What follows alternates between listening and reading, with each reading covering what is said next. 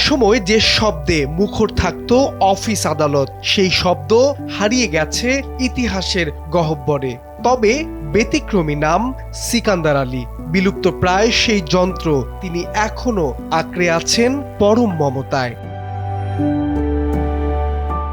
১৯৭৫ সালে জীবিকার তাগিদে হাতে তুলে নিয়েছিলেন টাইপরাইটার। এরপর কোটপাড়ায় কেটেছে সিকান্দার আলীর পুরো জীবন। আমি ১৯৭৫ থেকে এই পেশায় এটা ধরে রাখছি এই কারণে, আমাদের যে বয়স এখন আর কম্পিউটার শিক্ষা অন্য কাজে যাওয়া সম্ভব না। এখন যা কিছু হয় এই যে, তখন উদ্দেশ্য ছিল চাকরি, বাংলা এবং ইংলিশ দুইটাই শিখছি। একসময় টাইপরাইটার ছাড়া অচল ছিল অফিস আদালত। অসংখ্য মানুষের অন্য জোগাতো এই যন্ত্র, কিন্তু সময়ের চক্রে সবকিছুই বদলে গেছে। তখন তো আমরা সময় পাই নাই কাজ করে। তখন ইনকাম ৮০০, ১০০০, ১২০০ টাকা সকাল থেকে সন্ধ্যা পর্যন্ত করলে হইত। হেরাও বেকার, হেরার এত কাজ নাই। কিছু কিছু কেউ এই পেশা ছাইড়া দিছে, অন্যান্য পেশায় চলে গেছে। তবুও প্রতিদিন কোর্টে আসেন সিকান্দার আলী। এখন আর জীবিকার জন্য নয়, অভ্যাস, ভালোবাসা আর জীবনের টানে। এটাই সিকান্দার আলীর পৃথিবী।